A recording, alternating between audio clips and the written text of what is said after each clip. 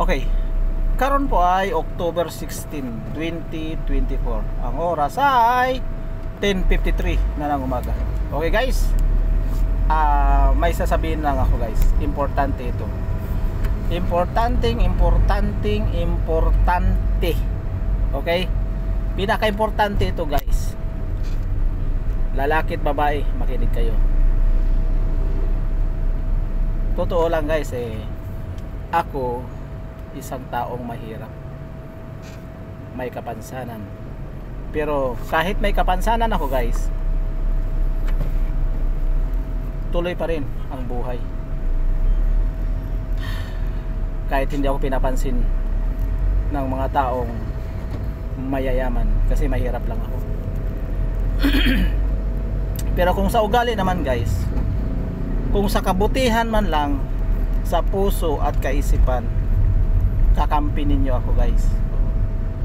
Kahit nga ang iba kong mga kasamahan may mabuting kaisipan at may masamang kaisipan, kinakampihan ko pa rin sila. Okay guys, ito na yung pinaka punteriya ko. Bawat tao ay may bisyo, iba-ibang klaseng bisyo guys. Mga bisyo na nakaka-addict sa katawan. So, okay lang yun. Walang problema yung bisyo. Okay lang yun. Basta wag lang pasobrahan. Wag lang pasobrahan. Kasi pag sobra na, masama na. Dapat yung tama lang. Tamang-tama lang. Pero meron kasing iba na hindi nila mapigilan. Kasi nga masarap. Siyempre bisyo basta bisyo, masarap talaga yan. Kahit ano pang bisyo dyan. Pero wag lang yun sa nakakasama sa katawan. Okay? Ano ba ang mga bisyo na nakakasama sa katawan guys? At ang mga bisyo na sa sobra ng sama ng katawan, unang-una, nananakit, nagnanakaw, pumapatay, nangre-rape, hindi na kumikilala sa kapatid o sa magulang o sa kaibigan. Totoo yan. Anong klaseng bisyo yun guys? Ang mga nakakasira sa pag-iisip. Yun ang ibig ko sabihin. Okay lang yun sa akin. Para sa akin okay lang yun. Kahit ano pang mga bisyo na nakakasira sa katawan, basta wag lang kayo mandamay. Itong sinasabi ko para lang yun sa mga may bisyo pero sa mga walang bisyo, exempted kayo dyan. Exempted kayo sa mga taong walang bisyo. Kasi ang mga taong walang bisyo, hindi na talaga yan nag-iisip ng masama. Kasi ayaw nila na magkasakit.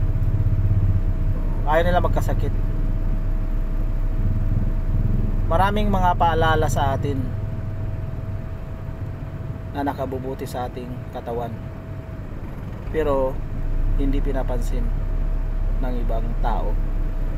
Karamihan sa gumagawa ng bisyo guys, ang aking mga kaigsuunang Romano Katoliko. Ako guys, Sagrado Romano Katoliko ako. Hindi ako pwedeng umalis sa aking pagkakatoliko. Totoo yan. Dahil marami pa akong pwedeng ituwid na mga kaigsuunan ko. Bisag dili sila maminaw sa ko, ayaw nila makinig sa ko, padayon lang gihapon ko hanggang sa mamatay ako. Padayon ako sa pagpahinumdom sa ilaha, sa inyo bisag kinsa pa mo. Kasi hindi naman kayo lahat mga kaibigan ko ay tunay o totoo. Iba sa inyo, mga piki, mga sinungaling, mga scammer. Totoo yun. Hindi lahat. Isipin mo 5,000 ang kaibigan ko, ilan lang kayo ang totoong kaibigan ko?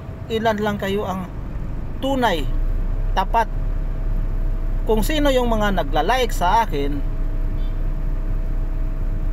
Sila ang totoo kong kaibigan. Sila ang mga tunay at tapat kong kaibigan. Lalo na kung nagsishare pa, yun ang pinakamatalik kong kaibigan. Na kahit mamatay na ako, at least kung sino man yung nagsishare sa aking mga video, kikilalanin ko pa rin siya na ikaw ang tunay, totoong, tapat kong kaibigan na nag-like at nag-share sa video ko. Pero yung mga hindi nag-share, nag-like lang, kung mag-balance lang ba, ganyan lang. Pero kung nag-share siya, ganyan kami. Pero iilan lang, mabibilang lang, isa, dalawa, yun lang ang nag-share. Pwera lang siguro kung masama ang ginagawa ko. Yan, marami ang magsishare niyan pag masama. Grabe, sobra-sobra. Pero kung mabuti, wala, hindi ka papansinin. Lalo na kapag nagrereklamo ka, ay nako.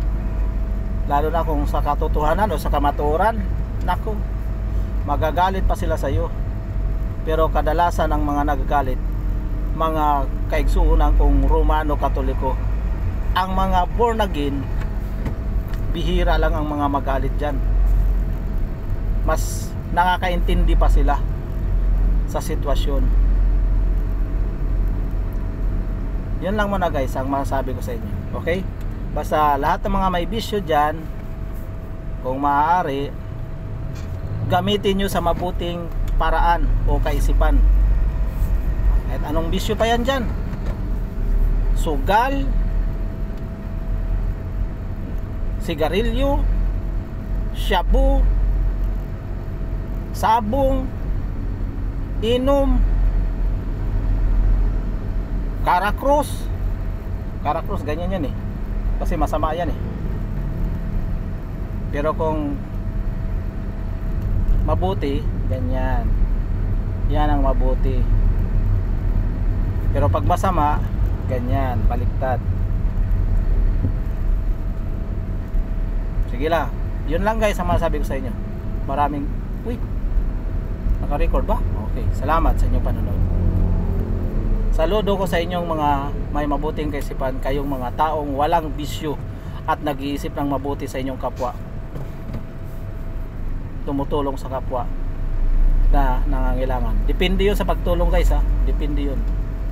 Hindi lahat ng mga mahihirap ay dapat tulungan. Kasi may mga mahihirap kasi na may bisyo na hindi dapat tulungan. Dapat yung mahirap na nagsisikap, wala silang trabaho dahil may kapansanan sila. Pero kahit may kapansanan sila, nagtatrabaho pa rin sa mabuting paraan kahit maliit ang kita. Yun ang dapat tulungan ng gobyerno. Number 1 na tulungan ng gobyerno yung mga may kapansanan, yung mga senior citizen na walang bisyo, na nagsisikap mabuhay. At hindi yung pili-pili. Galit ako dyan sa pili-pili na yan. Pwedeng pumili sa mabuting paraan. Tanungin ng mabuti kung ano ang sitwasyon, anong dahilan, bakit nagkaganyan ang buhay. Sige guys, yun lang muna guys ang masabi ko sa inyo. Sa sunod ulit.